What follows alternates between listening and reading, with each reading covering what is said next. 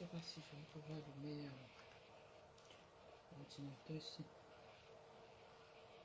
Ah, ça ne peut même pas éteindre. Dalia, il faut pas qu'il. Il faut lui demander. On va lui demander comme ça, je vais lui envoyer.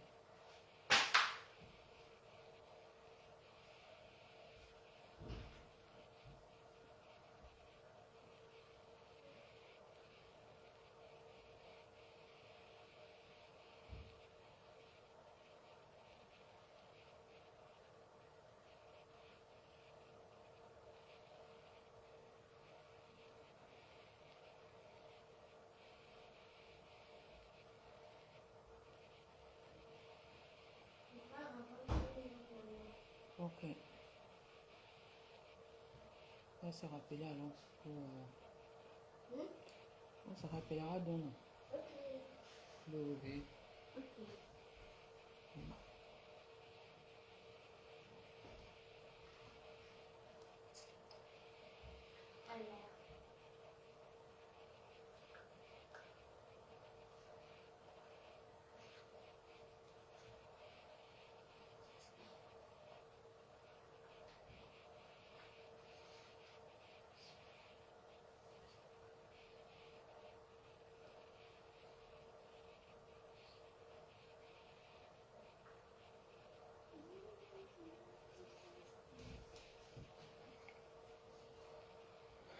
Bonjour, bonjour. Connectez-vous, connectez-vous. Maman, est-ce que tu peux aller faire un peu de peinture dans la chambre? Je t'appelle quand je finis, s'il te plaît. D'accord? Je ne veux pas que tu écoutes ce que je veux dire, s'il te plaît. Vas-y. Connectez-vous, partagez au maximum, s'il vous plaît. J'ai décidé de dénoncer, de sensibiliser. Et je reçois déjà les menaces. Donc avant de continuer, il va falloir que je m'adresse à ma grande sœur qui pense pouvoir me menacer, m'intimider. Si pendant 5 ans, elle n'a pas pu résoudre les problèmes dans sa famille, si pendant 5 ans, elle a été incapable de faire comprendre à ses petits frères et sœurs que nous sommes du même sang et que rien n'est plus fort que l'amour, c'est pas maintenant en 2 secondes qu'elle viendra me menacer pour que ça change quoi que ce soit. Connectez-vous, partagez.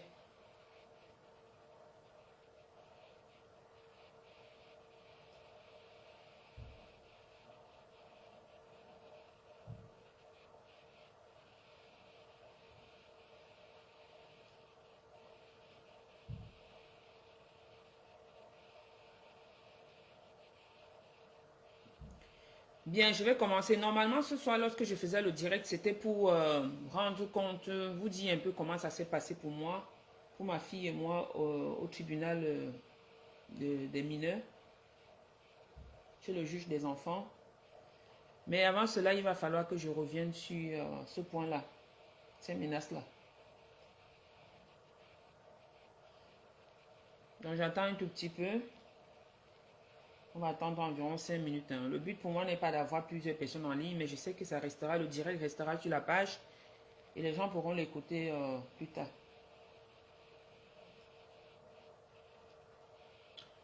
Alors, j'ai une question à te poser, grande sœur. Je peux t'appeler, hein, ça ne me dérange pas du tout, parce que mon but n'est pas de te détruire, mais de te faire comprendre que, comme tu restes insensible et que, en plus de ça, tu te réjouis de la situation que tu as toi-même provoquée et que tu nies, donc le but est de te faire comprendre qu'aujourd'hui, on a le droit de parler au monde entier, de dénoncer certaines choses. Donc j'ai une seule question à te poser avant tout, c'est de savoir si tu as bien dormi. J'ai appris que tu étais à Baganté et je veux savoir si tu as bien dormi, si la nuit était douce. Tu sais de quoi je parle. Tu as dormi chez notre papa. Tu as passé la nuit dans cette maison. Tu as eu le courage de dormir dans cette maison. Ça veut dire qu'en réalité, tu t'en fous. Parce que moi, à ta place, je n'aurais pas passé la nuit dans cette maison-là. Pour mes abonnés, je vais expliquer pourquoi je dis cela. Il y a quelques années, je suis arrivé au Cameroun. Mon papa avec une moto qui lui avait été offerte par ma grande soeur. Je ne vais pas citer son nom. Et je vous dirai pourquoi, mais elle se reconnaît.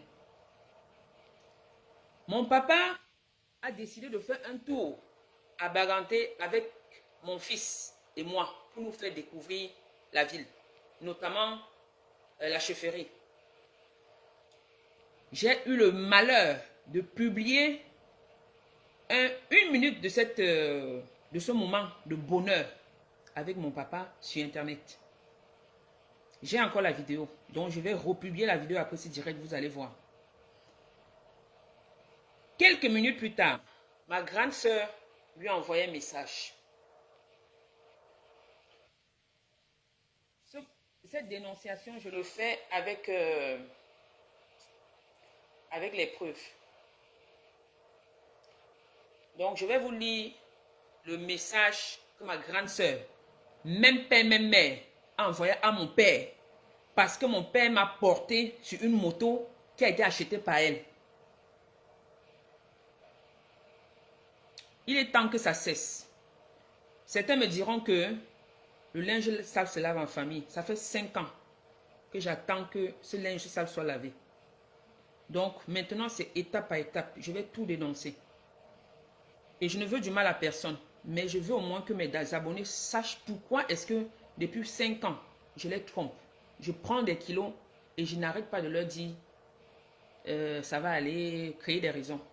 Donc, je leur donne au moins ça.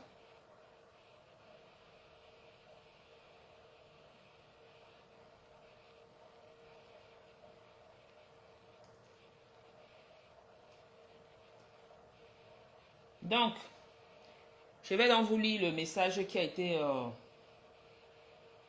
envoyé par ma soeur. Elle doit se demander comment j'ai fait pour entrer en possession de tous ces messages. Grande soeur, je vais te répondre. Ne cherche pas très loin. Hein. Tu sais, quand je fais des choses, je ne suis pas comme toi. Je ne fais pas les choses de génie. Tu as écrit ceci à papa. C'est un monsieur âgé. Hein. Un monsieur qui a donné sa vie. C'est-à-dire, mon papa a travaillé dur. Ma mère ne travaille pas. Ma mère n'a jamais travaillé dans sa vie. Mon papa avec un boulot et 10 enfants. Et je dis, je répète, chacun d'entre nous a minimum le bac. Donc quand je le dis, vous imaginez comment ce monsieur a carburé. Aujourd'hui, il est vieux. Voici ce que sa fille, qui vit à Lille, en France, lui envoie.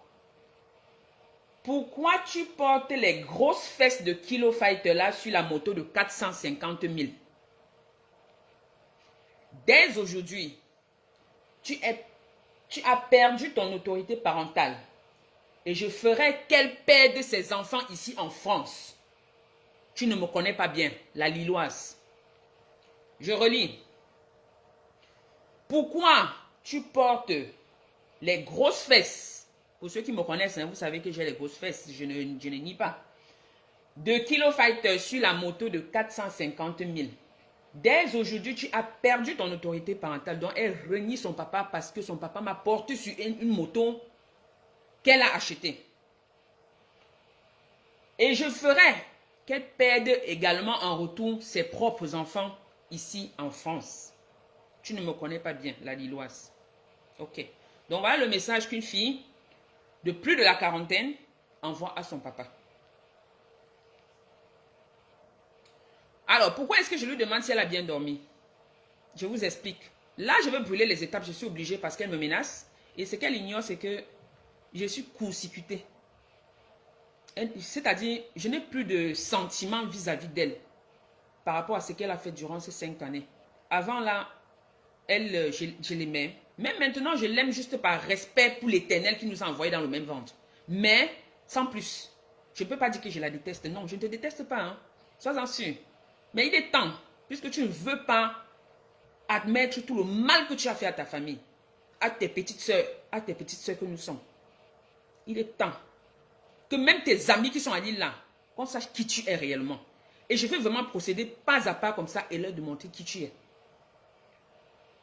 Bien, je lui demande pourquoi elle a dormi. Pourquoi? Parce que en réalité, ma grande soeur à l'époque, lorsqu'elle achète une moto à mon papa, j'étais incapable de le faire. J'étais la risée de tout le monde. J'étais celle-là, on savait que non, elle ne va pas s'en sortir. Je vous dirai pourquoi.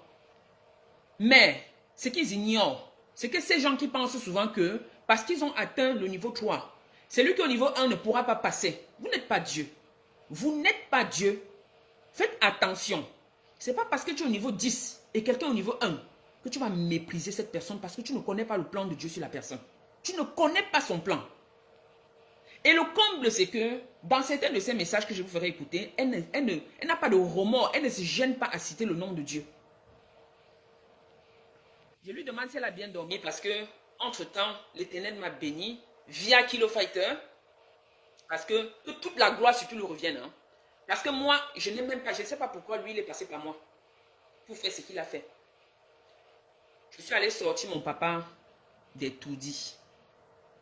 Je vais éviter de détailler. Et plus tard, vous saurez pourquoi est-ce que je vais parler en parabole, mais je sais que vous comprenez. Je suis allé sortir mon papa de là. Et aujourd'hui, mon papa est en sécurité. Elle a le courage d'aller toquer à cette porte et de se coucher et dormir. Ça ne me gêne pas qu'elle dorme. Au contraire, ça me plaît. Mais si j'étais à ta place, ma très chère soeur qui nie tout, et là on a les preuves. Ton numéro de téléphone est marqué dessus. Hein. C'est un message WhatsApp que tu as envoyé. Si j'étais à ta place, je mettais mes 2 genoux au sol devant cette maison. Je pleurais. Je criais. J'hurlais. Je demandais la grâce de Dieu. Je demandais pardon. Je ne te demande pas de t'agenouiller devant moi. Hein. Je n'ai pas besoin. Je ne suis pas Dieu. Mais je le ferai. Je vais me prosterner et demander pardon avant d'entrer dans cette maison. Tu as eu le courage d'aller te coucher comme ça. Hier, tu demandais à ton papa. Tu reniais ton père parce qu'il m'a porté sur une moto de 450 000. Tu sais comment on fait pour avoir un toit au Cameroun? Est-ce que tu peux évaluer? Tu peux évaluer. Je ne suis pas en train de te clasher. Hein. Non. Parce que je répète encore ce que j'ai fait là-bas. La gloire revient au Père. À l'Éternel qui m'a maintenu en vie jusqu'à aujourd'hui. Parce que ce que j'ai traversé en Europe, logiquement, je devrais plutôt perdre le poids. Mais je ne sais pas pourquoi je gonfle. Logiquement, je devrais perdre le poids. Mais je grossis plutôt. C'est lui. C'est le Dieu vivant. Je ne viendrai jamais te dire que j'ai fait ci, j'ai fait ça. Non. Parce que j'ai été utilisé pour le faire. Et le fait que tu ailles profiter de ça, c'était aussi dans le plan de Dieu. À travers ça, il voulait te faire comprendre que dans cette vie, il faut être humble. Mais jusque-là, tu n'as pas saisi. Maintenant, tu appelles le père. Tu appelles le papa aujourd'hui. Après avoir vu mon direct, tu lui dis ceci, mot pour mot. Ce que tu ignores, c'est que notre papa nous aime tous. Mais il n'aime pas le faux.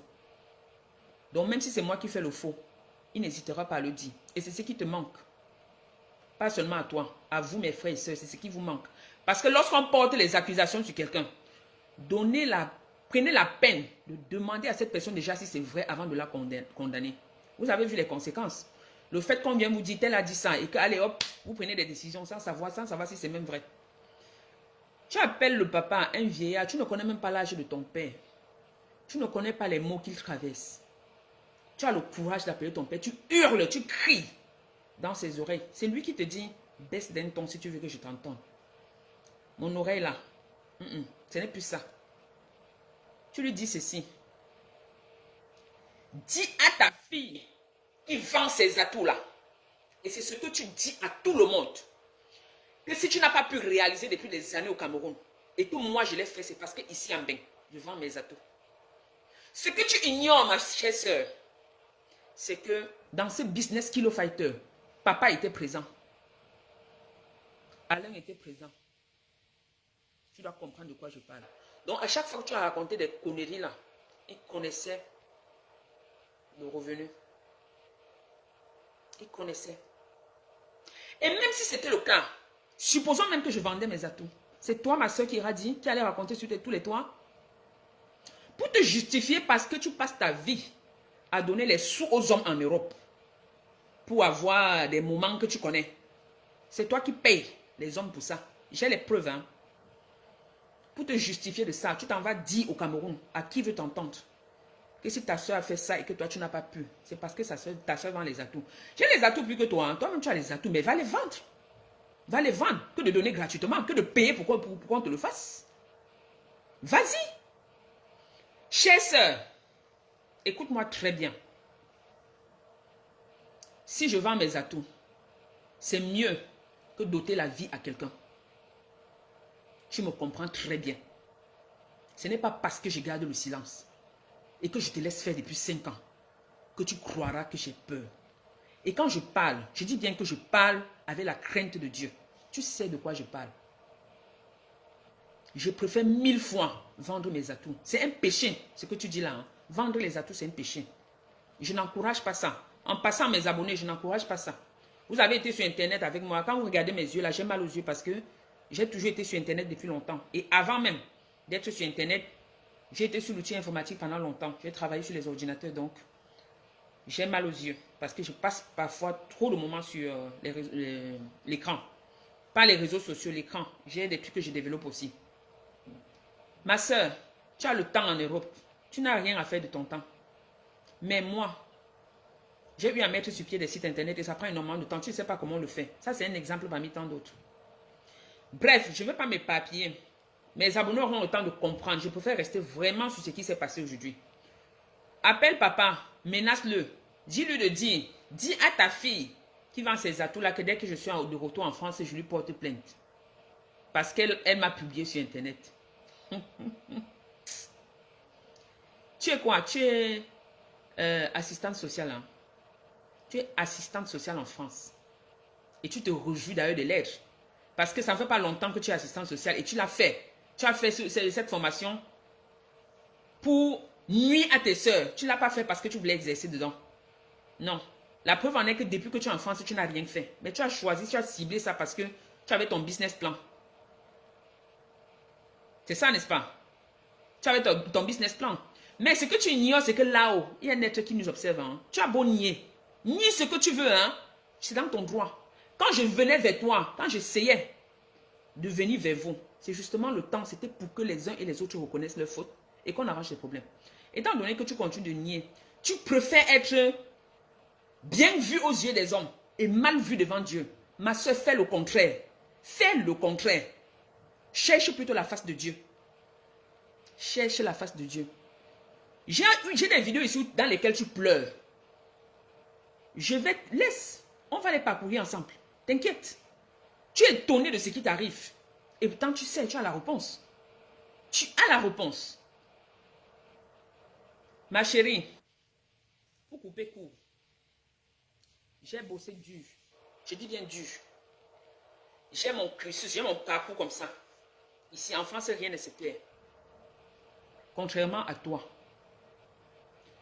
Tu te fais tabasser partout là. Parce que tu vas à gauche et à droite comme une personne égarée. Parce que tu en manques de quelque chose que pour l'instant, je ne dirais pas. Mais ça ne tardera pas. Moi, ce n'est pas le cas. Ce n'est pas le cas du tout. Ce n'est pas le cas. Je ne mélange pas dans ta bêtise. Je t'ai donné 5 années. Je dis bien 5. Pour que tu puisses comprendre tes fautes. Mais là, tu es au Cameroun. Tu continues. Tu continues. Tu te poses la question comment j'ai fait pour avoir les voix, n'est-ce pas? Va sur Internet. Tu tapes certification Cisco. Tape certification Cisco. Je les avais avant d'entrer en France. Tu comprendras comment j'ai fait pour avoir tes voices. Vas-y. Ne te pose plus des questions. Ne casse pas ton cerveau. Va taper certification Cisco. Tu auras la liste.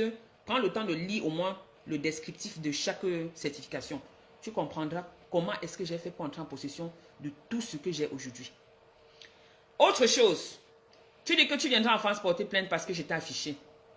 Ma chérie, je t'ai aidé à perdre le poids dans le programme Insert Kilo Fighter plusieurs fois. Souviens-toi, essaie un peu d'utiliser ta matière grise. Toi-même, tu m'as donné l'accord de te publier sur mes pages. Tu as oublié? Toi-même, tu m'as donné l'accord de te publier. Donc, j'ai même le droit. Vas-y. Vas-y. Et encore, je n'ai plus peur de la justice. Je t'ai dit que je suis l'ampoule grillée désormais. Tu as fait ça avec ma fille. Il y a quelques années, quand je ne connaissais rien, j'ai paniqué, j'ai failli mourir. Aujourd'hui, ça m'a forgé. Ça fait 5 années que je suis en justice à cause de toi. Ça fait 5 ans que je suis en justice à cause de toi. Donc, ce matin, j'y étais encore. Ce n'est pas la même nana d'il y a 5 ans. Non. Avant, je tombais comme si j'avais l'épilepsie. J'ai fuyé mes boîtes aux lettres. Je criais, je hurlais. Aujourd'hui, j'y vais de manière un peu plus posée. Donc, ce n'est pas en appelant mon papa pour lui le menacer que tu viendras porter plainte. Ce n'est pas parce que tu portes plainte que tu as raison. On va aller. On ira, je vais montrer les voices où tu m'accuses devant mes actes et tu expliqueras comment, à quel moment, où est-ce qu'on était ensemble pour que je le fasse. Comme ça, tu pourras expliquer ça devant la justice. Je n'ai pas peur de la justice. Voilà. En réalité, c'était une parenthèse parce que mon papa était menacé et il m'a appelé pour dire que sa fille lui a dit tout. Donc, moi, quand je vous donnais rendez-vous ce soir, ce n'était pas pour ça. Je vous donnais rendez-vous, mes chers abonnés, parce que aujourd'hui, j'ai été convoqué une énième fois avec ma dernière fille. Et on s'est fait, on a été entendus. Ils ont comme toujours pris à part ma petite et lui ont posé des questions. La seule chose que j'avais dit à l'enfant était que voilà, on avait rendez-vous, on devait voir une dame ou un monsieur qui devait lui poser des questions dont elle pouvait répondre naturellement. Donc, en réalité, ici en France, il ne sert à rien de préparer l'enfant, lui dire des choses, hein, ça ne marchera pas. Donc, tu vois, on laisse l'enfant vraiment dire les choses naturelles. On lui pose, je ne sais même pas d'ailleurs quelle question on va lui poser. Donc, autant mieux laisser l'enfant aller répondre vraiment, dire réellement ce qui se passe. Donc, quand tu sais que tu n'as rien fait, bah écoute, tu n'as pas à chercher à jongler pour quoi que ce soit. Donc, après avoir entendu ma fille, ils m'ont fait entrer. Ils m'ont posé quelques questions.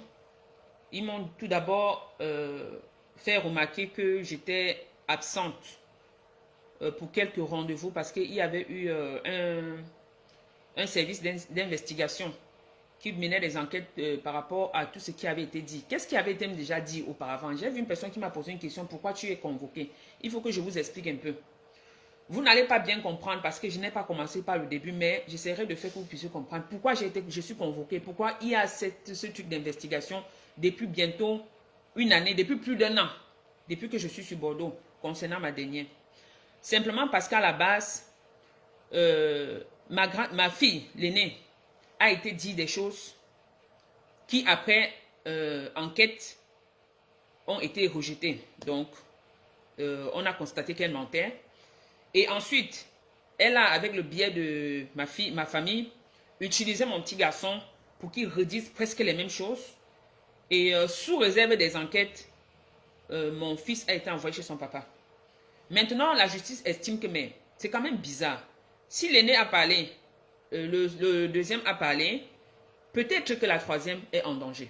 Donc, faisons quelque chose. Allons voir ça de plus près. Donc, voilà en réalité ce qui se passe. C'est la raison pour laquelle ils ont mis sur pied des investigations pour pouvoir mener des enquêtes, auditionner l'enfant durant toute l'année scolaire, m'auditionner, essayer d'aller à l'école, voir si tout va bien, voir si l'enfant fait des activités, bref, tout le tralala que vous pouvez imaginer. Côté santé, si tout va bien, si l'enfant mange bien, tout ça. Et finalement, donc, le responsable du service d'investigation a envoyé son rapport au tribunal de grande instance, au tribunal des enfants. Et j'ai été donc convoqué aujourd'hui pour qu'on puisse en parler et voir si l'enfant n'était pas en danger et si tel était le cas, ce qu'il fallait faire.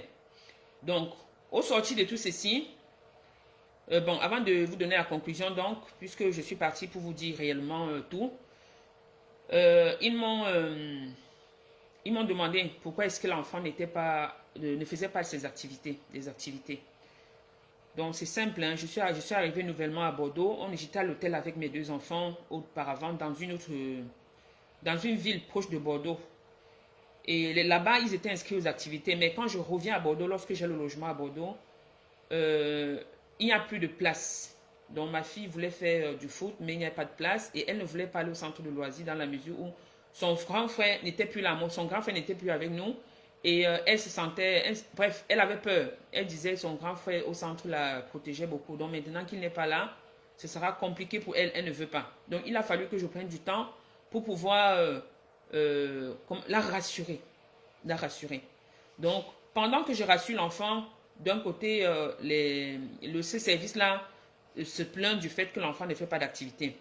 En plus de cela, moi, je travaille de nuit. Je suis aide-soignante. À la base même, je suis informaticienne, mais je suis aide-soignante. Et ça choque. Ça choque ma soeur, ma grande soeur, le fait qu'elle soit aide-soignante. Donc, je profite, entre guillemets, pour lui dire ceci. Ici, en Europe, on s'en fout de ce que tu fais en réalité. Le plus important, surtout quand tu as les objectifs, c'est que tu prends ce qui te tombe sur la main. Déjà, pour être aide-soignant, il faut aussi un diplôme. Je suis arrivée ici, tu ne faisais rien. Tu passais le temps à courir derrière le portefeuille de ton mari. C'est quand tu as vu que ça s'est gâté et que moi, j'étais déjà positionnée par mes propres moyens que tu t'es dépêché d'aller passer le concours. Donc, tu devrais au moins me remercier parce que là-dessus, que ce soit pour le permis ou pour le diplôme d'État, je t'ai aidé en te motivant. Donc, voilà. Comme je vous disais, je suis aide-soignant et je travaille de nuit. Je n'ai pas honte de le dire. C'est un métier noble. J'insiste dessus parce que certains pensent que c'est du n'importe quoi. Ce n'est pas n'importe qui non plus qui le fait. Donc, je suis aide-soignante diplômée et je suis heureuse d'aller aider ceux qui ont besoin. Tout le monde, à tout moment, peut devenir handicapé. Hein. Soyons-en sûrs. Personne n'est épargné. Même vous et moi qui sommes là aujourd'hui, peut-être demain, on ne sait pas ce qui nous attend demain. Et on sera obligé d'attendre les services d'une autre personne qui viendra soit nous nourrir, soit nous nettoyer même. Parce que quand j'entends quelqu'un, une femme de 40 ans, plus de 40 ans, je pense même que 47 ans, qui a le courage d'aller dire aux gens qu'on nettoie les CACA. Ici en Europe, ça c'est vraiment être... Je n'ai pas envie de dire de gros mots. Ça c'est vraiment être... Si certaines personnes ne le font pas, qui le fera? S'il n'y a pas de balayeur de route, qui fera quoi? Comment tu feras pour marcher? Tu aimerais que toutes ces personnes âgées soient dans la rue en train d'errer avec toi? Pourquoi tu ne peux pas réfléchir? Hein? La vie est constituée de plusieurs couches de métiers. Si tout le monde décide de ne pas faire telle chose, si Isakam, au Cameroun, comme on est là, décide de fermer, qu'est-ce que la population devient? Qu'est-ce que la population... Même si tu es ministre ou président, tu seras dans du n'importe quoi. Il faut réfléchir. Hein? Le plus important, c'est d'être honnête, d'être humble, de travailler, de faire ce qu'il faut. Et c'est un métier humain. Et j'aime ça. Même si je me reconvertis demain, ce ne sera pas parce que je n'aime pas. Mais à ce moment, j'avais besoin et j'ai pris goût. J'aime ça. Je te le dis clairement. Je suis aide-soignante et j'aime ça. J'adore. D'accord? Et si demain, toi, je ne te le souhaite pas, mais si tu as besoin, appelle-moi. Appelle-moi. Je viendrai m'occuper de toi. Et avec plaisir. Si j'étais au Cameroun aujourd'hui, je serais content de m'occuper de mon père. Hein? Parce qu'avec tout ce que j'ai appris dans ce métier, ben oui, il y a des trucs qui m'expliquent. Parfois, ça me fait mal parce que je ne suis pas là. Donc, s'il te plaît. Donc, voilà, comme je vous disais, j'ai donc... c'est grâce au fait que j'ai passé mon concours. Ici, quand je suis arrivée, malgré que j'étais dans la galère, j'aurai le temps de vous expliquer tout en détail. Que j'étais dans la galère et m'ont permis que d'aucunes sont partis également le faire. Donc aujourd'hui, il faudrait être reconnaissant que de raconter du n'importe quoi. Lorsque tu t'en vas à chaque fois, tout ce que tu dis, on me le rapporte. Tu sais comment ça se passe. Je suis au courant de tout. Lorsque tu t'en vas vanter que tu es assistante sociale. Ma chère soeur, tu viens d'être assistante sociale. Bravo. Je suis contente. C'est ce qui se passe lorsque tu as une personne dans ton environnement qui réussit quelque chose. Aussi minime que ce soit, une réussite reste une réussite. On doit féliciter. Donc bravo. Maintenant, qu'est-ce que tu en fais? C'est ça la question. Je te pose la question, qu'est-ce que tu en fais? Être assistant social pour détruire tes soeurs? C'est ça?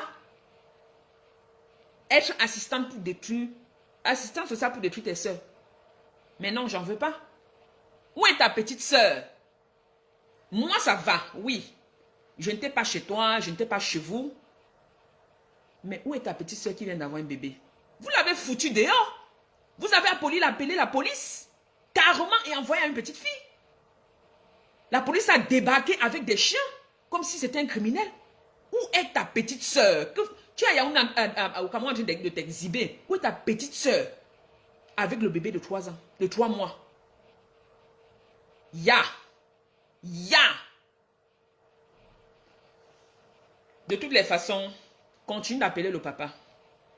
Mais je pense que, à mon humble avis, ce monsieur mérite le repos. Tu as l'âge de gérer tes problèmes. Laisse-le tranquille. Il a travaillé dur pour que tu sois où tu es aujourd'hui. Il a travaillé dur pour tous ses enfants. Donc, il a besoin de repos. À défaut d'arriver chez lui là et voir qu'un truc manque. Parce que je sais que le plus aménagé que j'ai fait, il y a la pompe qui est gâtée. Est-ce que quand tu es arrivé là, tu as résolu ce problème? Est-ce que quand tu es arrivé là, tu as vu que telle chose manquait à papa? Tu as fait quoi? Rien. Seulement porter le nom de Nana, verser, parler. C'est ça? C'est pas normal. Il faut changer. Je dis bien que je ne suis pas ici pour te vilipender. J'utilise ce canal et j'utiliserai. Personne ne pourra plus me stopper parce que je vais vraiment tout dénoncer. Trop de choses se passent ici en Europe entre les familles. Je ne sais pas pour vos familles, mais franchement, c'est abusé. Ça fait 5 ans, je dis bien 5 ans, que j'attends, que j'ai fait même les démarches, les approches. J'ai fait les démarches pour que certaines personnes qui ont pu faire des erreurs se ressaisissent. Mais non, rien n'a été fait. Donc, et à présent, la bêtise continue. Donc, c'est pour te dire que j'attends que tu viennes en France et que tu portes plainte. Je n'ai plus peur. Ça fait 5 ans que... bientôt, il me faut même un lit au tribunal. Hein. Il me faut un lit là-bas. Donc, voilà. C'est ce que je voulais te dire. Donc, mes chers abonnés, je suis rentrée avec la petite et la décision donc, qui a été prise, c'est que... en fait, le service d'investigation se rend compte que l'enfant n'est pas en danger. Il n'y a pas de problème. Mais seulement, ce que j'ai enduré ces dernières années m'ont beaucoup affecté, de telle sorte qu'ils estiment qu'il faut une aide présente. Donc, un service qui passera à la maison tout le temps pour voir si tout va bien, pour aider pour certaines choses. C'est pas toujours gai d'entendre ce genre de choses. Mais on n'y peut rien. C'est mieux que de laisser qu'on prenne ton enfant. Donc voilà, c'est ce qui s'est passé aujourd'hui. Bien. Avant de clôturer dans le direct, ce matin, je vous ai fait savoir que pour vous faire comprendre réellement ce qui s'est passé parmi nous, entre nous ici en Europe, et pas seulement en Europe, dans toute la famille, parce qu'il y a trop de révélations que je vous ferai, je vais vous expliquer dès la base. Je vous ai dit le matin que j'étais issue d'une famille de 10 enfants. Et nous sommes actuellement 9, dont un est parti, perd son âme. Nous sommes 5 en Europe et 4 sont en Afrique. Nous sommes 4 sœurs ici et un frère. Et en Afrique, il y a une sœur et 3 frères. Voilà. À la base, je suis née par césarienne. C'est important que je vous le dise parce que vous allez comprendre par la suite. Donc, parmi tous les enfants de mes parents, je suis celle qui est venue au monde par césarienne. Les autres sont venus par voie basse. Certains se diront, mais c'est quoi la différence? Il y a une très grande différence. Il y a une très grande différence. Au départ, je ne le savais pas. Mais avec tout ce qui s'est passé, j'ai compris qu'il y avait une grosse différence. Et j'ai même fait mes propres recherches. J'ai compris qu'il y a une grosse différence. Chez certaines personnes, il peut ne pas avoir de différence. Mais ça dépend vraiment des ventres. Donc, il y a une différence dans mon cas. Donc, j'arrive au monde par césarienne. Et tous les autres enfants de mes parents arrivent par voie basse. Donc, j'ai vécu à Bafoussam pendant 13 ans. Donc, je suis née à Bafoussam, à la clinique Tamdja. J'ai fait 13 ans à Bafoussam sans quitter la région de l'Ouest. Je pars de Bafoussam pour Yaoundé. Je ne sais plus en quelle année. J'ai oublié. Et je m'installe à Yaoundé avec mes parents. À l'époque, lorsque j'étais à Bafoussam, mon papa n'était pas présent. Donc, nous étions plus de notre maman et mon papa, lui, travaillait. Mon papa travaillait aux brasseries du Cameroun. Donc, il a fait pas mal de villes. Hein. J'étais encore petite, donc je ne peux pas me rappeler de toutes les villes. Mais je sais qu'il m'a parlé de Donga Manchoum.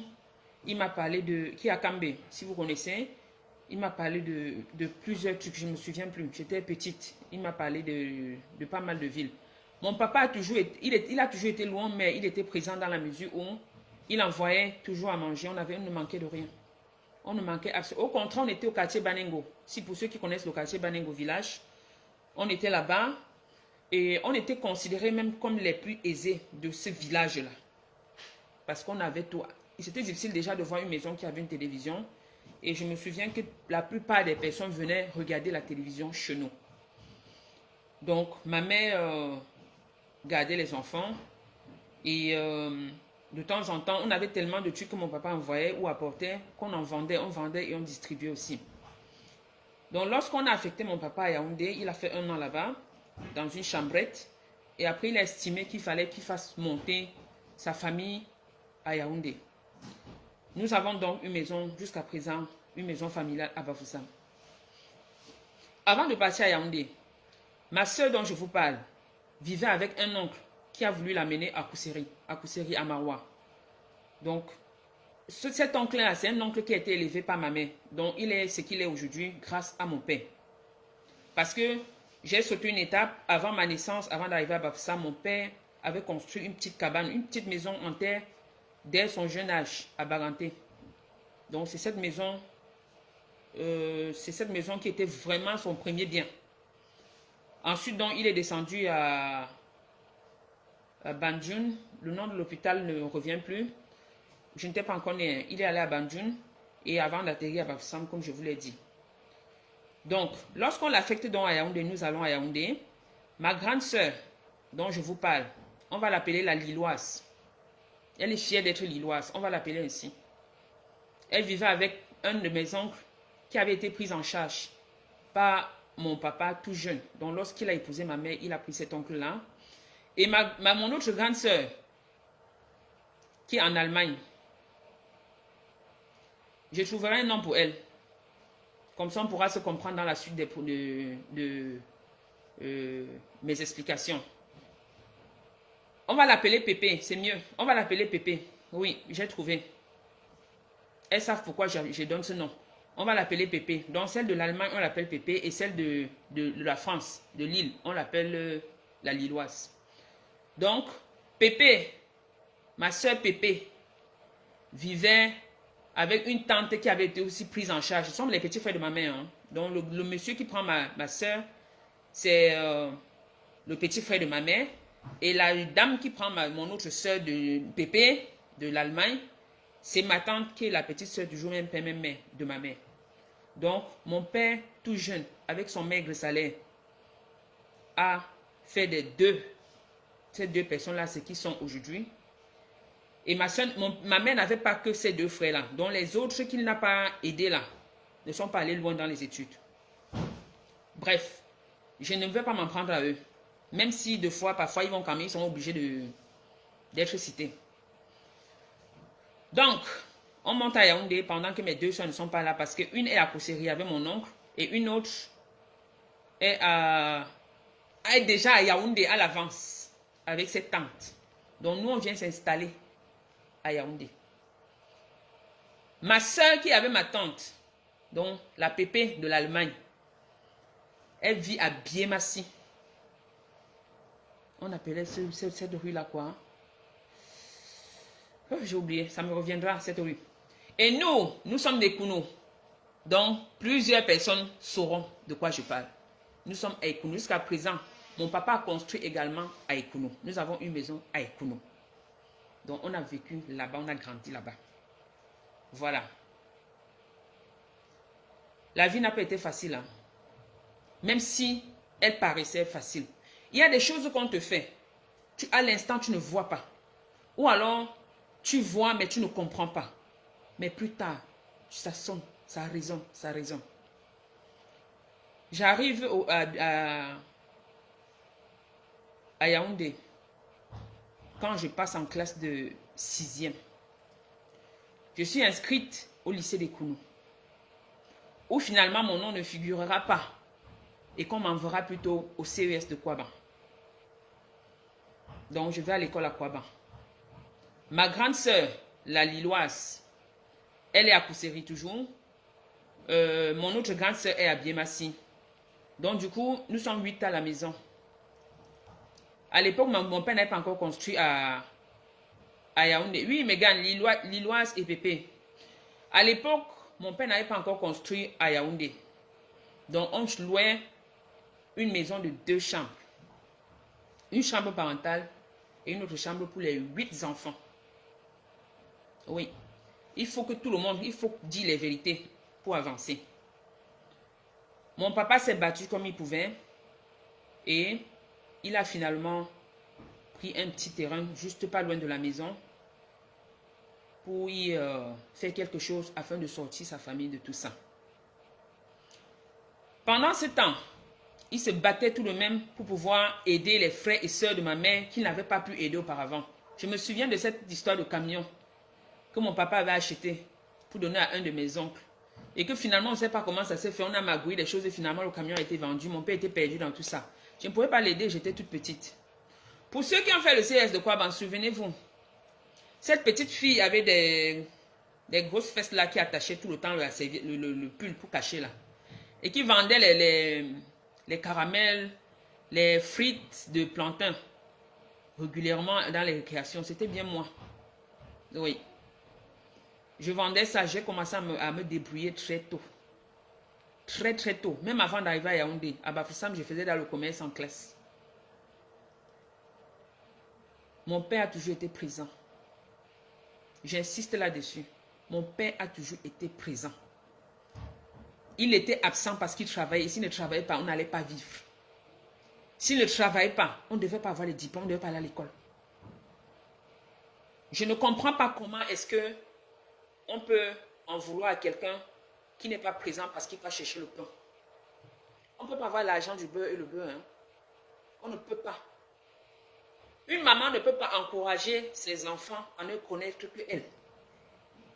Et au détriment de celui-même qui apportait à manger. Non, ça ne se fait pas. Ça ne se fait pas. La maman est celle-là qui fait comprendre aux enfants que votre papa n'est pas là parce que il faut qu'on vive. Il faut qu'il apporte quelque chose. Et que son patron l'envoie à gauche et à droite. Mais quand il peut être là, il est là. Alors, je vais être clair dans tout ce que je dirais. J'ai décidé de déballer et je le ferai. Un jour, nous sommes à la maison. Je vois ma grande soeur, la Lilloise, arriver. Elle rentre avec une valise. Je suis tout d'abord étonnée parce qu'elle n'est pas là, elle n'est pas dans la ville. Elle est à Koussiri. Elle est à Koussiri et qu'on la voit débarquer seule comme ça. Et quand on la regarde, on sentait que, bon, moi, j'étais encore petite. Je ne vois pas le problème parce que je vois ma soeur arriver, je suis contente de la voir, mais ça se voyait que quelque chose n'allait pas.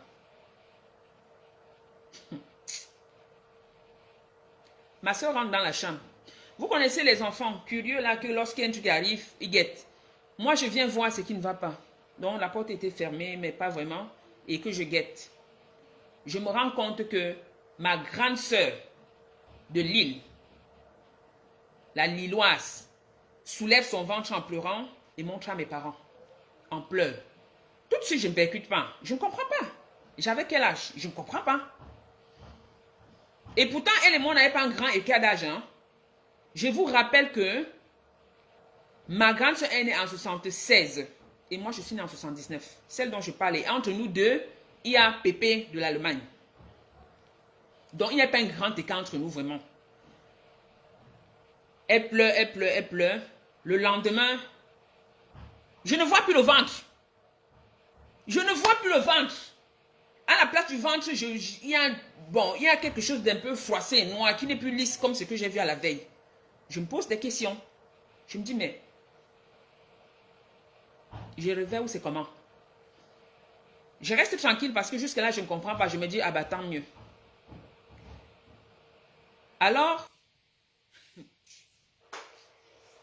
je les entends parler.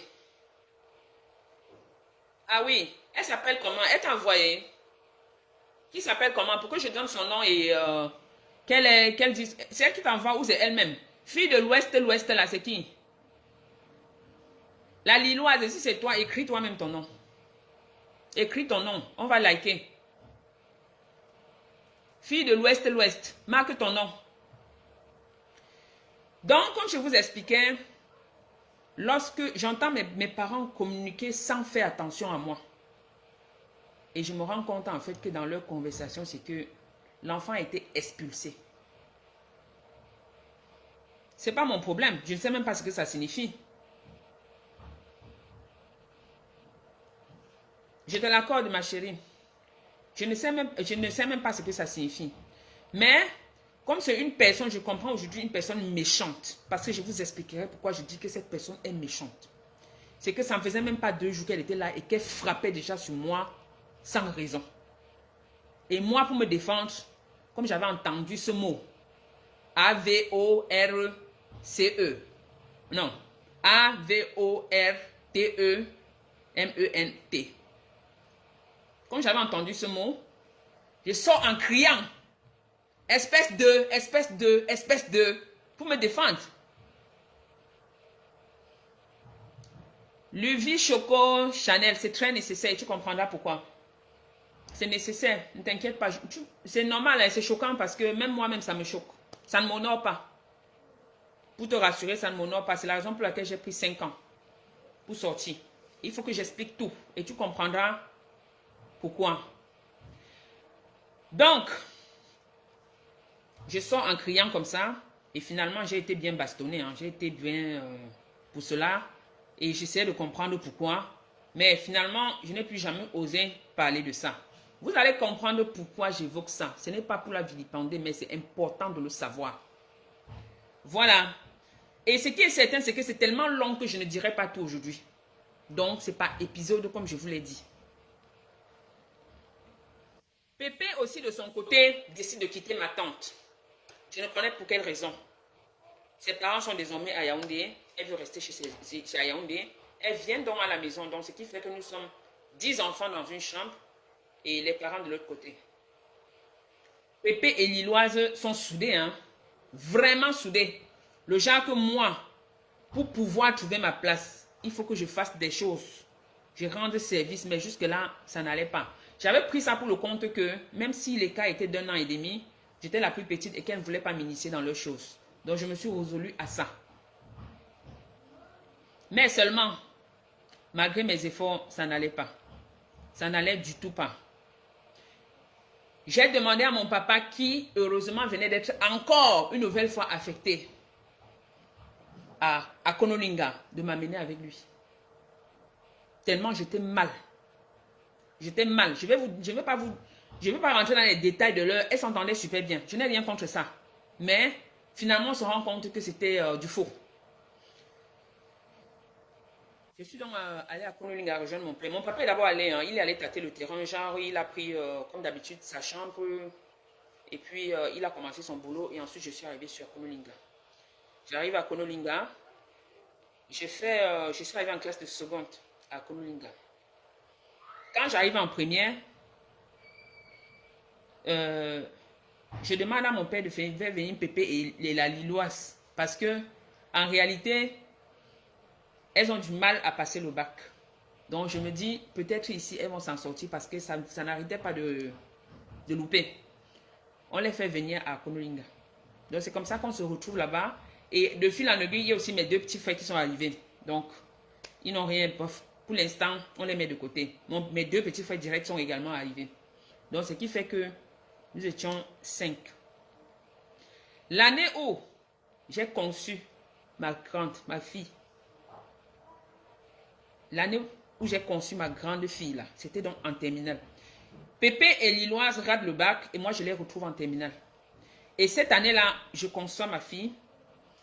Et suite à ça, je loupe l'examen et Pépé et Lilloise réussissent. Pépé va à l'Institut Scientou à Yaoundé, Lilloise va à Soie et moi, je reste à Yaoundé et je vais à Père-Monti. Mais avant d'en arriver là, je vous explique ma grossesse. C'est toujours important de comprendre.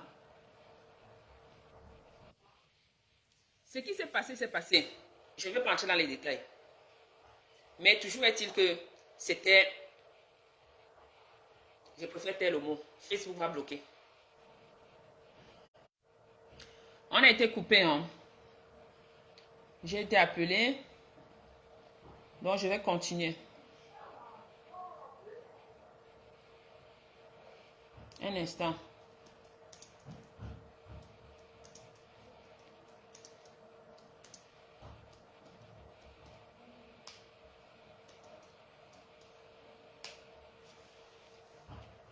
Ok. Coach, je prie que le Seigneur restaure votre famille. Le diable est un ennemi qui aime diviser les familles. C'est possible la restauration avec Jésus. J'y crois. Amen, j'y crois. Et c'est même ma démarche. J'y crois. J'espère vraiment, et je le souhaite de tout, je souhaite vraiment que l'Éternel restitue cette famille. Et même s'il faut passer par là pour y arriver, c'est important parce que j'ai essayé autre chose, je n'ai pas pu. Donc, comme je le disais, je ne viens pas ici nuire à quelqu'un. Je viens ici rétablir la vérité parce qu'on a du mal à se comprendre. Et tout ce qui se dit derrière, dans chaque ville où mes soeurs passent, elles disent des choses qui ne sont pas ça. Et je sais que sur les réseaux sociaux, toutes ces personnes à qui on a dit des choses pourront écouter cette version. Je sais que le fait de le faire, je souhaite que l'Éternel fasse en sorte que ce que je fais, la procédure que je... Bref, le chemin par lequel je passe aujourd'hui pour pouvoir rétablir cela, je souhaite que l'Éternel fasse que ça marche. Mon problème, ce n'est pas les clashs. Parce que de toutes les façons, même si elle me répond, je ne répondrai pas. Je ne suis pas ici pour vilipender quelqu'un. Je parle de ma vie. Je parle de ce que j'ai enduré pendant 5 ans. Et pour faire comprendre cela à mes abonnés, c'est important que j'aille à la source, que je commence par le début. Et je parle de ma naissance, je parle de ma vie. Étant donné que ce sont des personnes qui étaient dans ma vie, je suis obligée de parler d'elles. Je reste convaincue que dans plusieurs familles, il y a des problèmes. Mais là, ce n'est pas le souci. Moi, je fais ce que j'ai à faire. Donc, quand je consomme mon enfant, je ne suis pas au courant que je suis enceinte. Je ne sais pas que je suis enceinte. C'est Pépé qui passe à Konolinga, on est à Konolinga. Elle constate que je suis,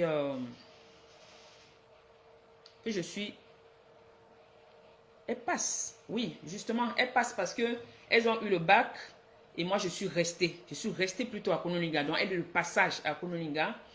Et pendant que je me lave, elle rentre à la douche et elle constate que ma poitrine est lisse, très très lisse. Donc elle me dit, mais attends, qu'est-ce qui se passe? Il y a quoi? Elle attire mon attention. Et pourtant j'étais déjà à 2 mois de grossesse. Pépé me dit, je dis non, il n'y a rien, hein, il n'y a rien. Elle me dit, j'espère vraiment qu'il n'y a rien parce que sinon le papa il va te virer, tu sais qu'il a des projets pour toi. Bref, elle me raconte tout ce que je connaissais déjà et que moi je panique et qu'elle me dise, parce que s'il y a quelque chose, dépêche-toi d'aller, je ne vais pas prononcer le nom. Donc nous sommes des adultes, on comprend. Elle le dit sans savoir qu'en réalité c'est ça. Et moi dans mon esprit je me dis, mais ce qui s'est passé dernièrement là, je me suis focalisée sur un truc que j'avais perdu et pourtant peut-être il y a eu telle chose. C'est comme ça que je vais casser ma caisse. À l'époque là, c'est mon papa me donnait la ration puisque ma mère était à Yaoundé pour faire à manger. Et j'avais ma petite caisse où je faisais mes petites économies. Et en plus, je faisais le petit commerce. Donc, je casse et je vais vérifier. Et il se passe que c'est positif. C'est positif. Et le monsieur, je me mets à pleurer. Je pleure pourquoi? C'est normal. Hein? Lorsque tu es une fille et que tu es dans un lycée où tu es la seule en terminale C et que toute la ville te, entre guillemets, te, pas vénérer, je ne suis pas Dieu, mais quand même, quand je passais, voilà. Et mon papa, pareil, voilà le papa de la fille de TC. Donc, j'étais la seule en terminale C avec près d'une quarantaine de garçons, environ 38. Donc le monsieur me dit donc, me confirme que c'est ça. Et il me dit, ben ne pleure pas, hein, si tu veux, on peut apporter 7000. Et je les avais. Mais j'ai plutôt décidé d'aller passer un coup de fil à Yaoundé, appeler ma maman. À cette époque, il n'y avait pas de téléphone. Je vais donc, j'appelle d'une cabine, une cabine chez nous. Et je demande à la cabine de Kounou de passer la nouvelle à ma maman que je veux la voir. C'est ainsi que ma maman me rappelle. Bref, elle vient à Konolinga me rencontrer. Quand ma mère me voit, elle me dit, bon, puisqu'il en est ainsi, tu sais que ton papa va te chasser, non? Emballe tes affaires ou pas. Moi aussi, je commence à emballer mes affaires. Et elle se charge d'aller annoncer à mon père qui a été très mal, mais ne m'a rien dit. Mon père entré dans une colère noire, mais il ne m'a rien dit. Bref, il était plutôt déçu. On va dire ça comme ça, c'est pas colère noire. Il était plutôt déçu parce que j'étais pas très intelligente, je ne vais pas non plus me vanter, mais j'étais la personne sur qui il comptait le plus et il avait de grands projets pour moi. Donc pour lui, c'était vraiment un gros... c'était quand même... Comme tout parent, hein, personne n'aimerait que son enfant fasse ce type de choses sans être stable. Donc ce qui est normal.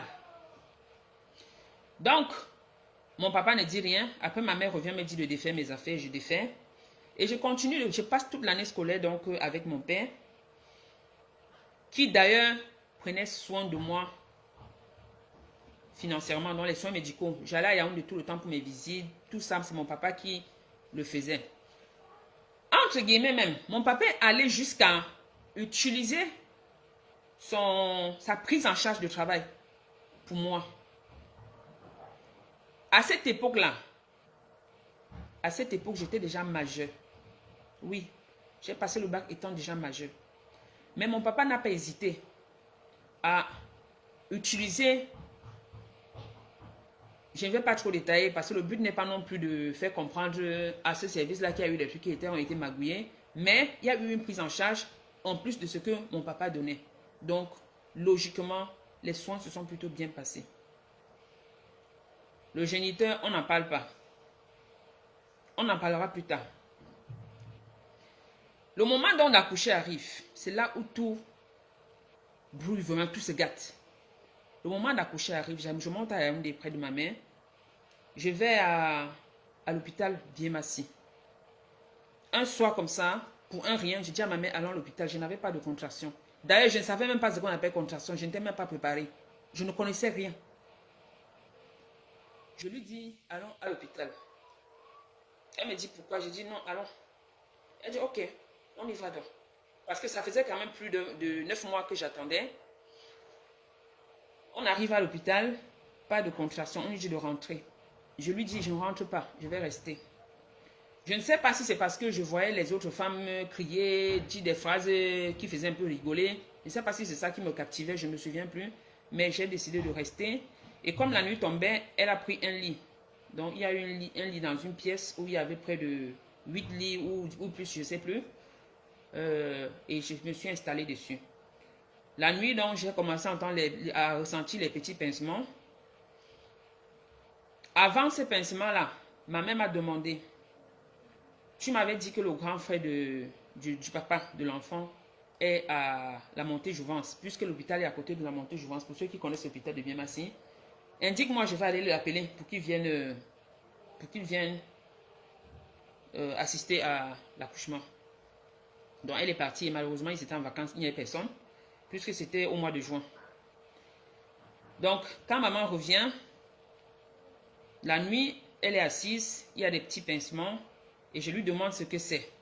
Je lui demande ce que c'est. Bref, j'écris, c'était pas douloureux, hein, mais c'est que j'étais étonnée, j'étais surprise. Donc je me mets à crier, à hurler et elle s'en va donc réveiller les sages-femmes qui s'énervent. On sait comment ça se passe au Cameroun. Qui gueulent, on vous a dit de rentrer avec elle, elle n'aura rien, elle a tel nombre de doigts, non, ça ne sert à rien d'être là à pâter. Elle m'a dit non, je pense que ça viendra, ça vient là. Elles ont refusé. Finalement, une stagiaire dira, maman, amène-la, je vais t'aider. Et elle ira m'installer sur la table. Et une des sages-femmes, un peu âgée, une dame âgée, elle va arriver en gueulant. Non, mais c'est pas possible, il faut laisser les gens se reposer, votre fille ne peut pas accoucher aujourd'hui, tout ça. Mais lorsqu'elle parle, elle se rend compte que il y a quelque chose qui s'affiche, donc comme des cheveux noirs. Bon, moi, je ne voyais pas, hein, mais il y a quelque chose qui s'affiche. Cette femme vient vers moi. Elle vient, elle prend son doigt. Je vous parle comme ça d'une grossesse que j'ai vécue. Je n'étais pas en couple, donc vous comprenez ce que je veux dire. Et que l'histoire se fait une seule fois. Donc, imaginez le truc. Elle prend son doigt, elle met, et elle commence à faire un gros mouvement comme ça, circulaire, dont on ne m'avait jamais, je ne connaissais rien. Imaginez la douleur. Et quand elle le fait donc, par réflexe, je lève le pied et pour la bousculer. Quand je veux la bousculer, pape, déchirure, et l'enfant a failli tomber. Même si elle m'a crié dessus, heureusement qu'on a rattrapé l'enfant. Après, je suis cousue. Le lendemain, je rentre à la maison. Je rentre à la maison. Quand je rentre à la maison, je ne peux pas traverser cette étape sans dire merci à ma tante de Biémassi qui vivait avec Pépé. Parce que c'est elle qui arrive à l'hôpital et qui me fait sortir de l'hôpital. C'est elle qui paye finalement pour que je sorte. Pour une certaine somme, je ne sais pas quelle somme elle a payé parce qu'elle sait qu'on avait été retenu pour quelque chose là-bas. Et elle nous amène chez elle où elle avait fait le cuit, couscous, on a mangé le même jour. Donc du coup, J'ai fait quelques heures après l'accouchement à l'hôpital. Malgré cette grosse déchirure. J'ai accouché la nuit, midi, j'étais partie. Entre midi et 15 heures.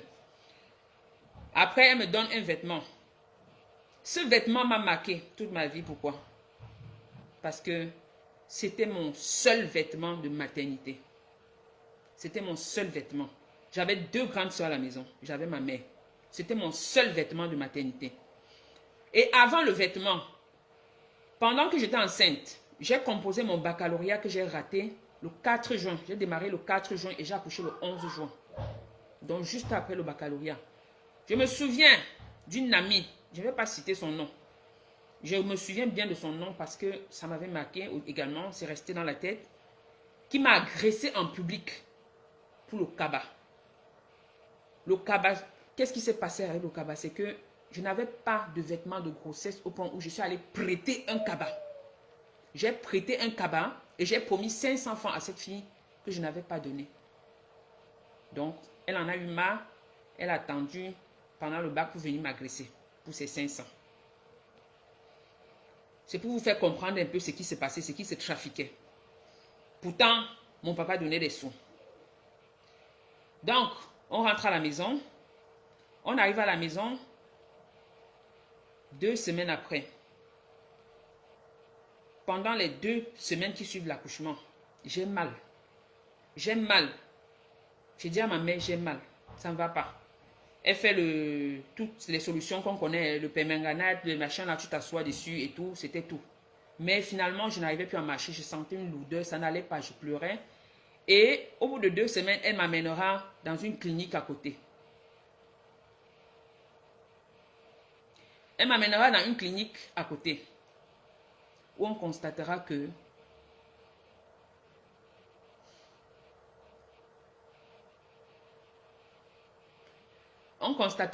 c'est pourri. C'est pourri. Quand il vous dit pourri, là, la chair a pourri. Le médecin dit à ma mère, il faut l'anesthésier pour enlever tout ça. Pour coudre. Après, donc il faut qu'on enlève tout d'abord. On ne peut pas faire ça sans anesthésie. On donne la facture à ma mère. Au pays, il faut d'abord payer pour ça. Oui, ça s'est infecté, Megan, merci. Ma mère dit qu'elle n'a pas l'argent.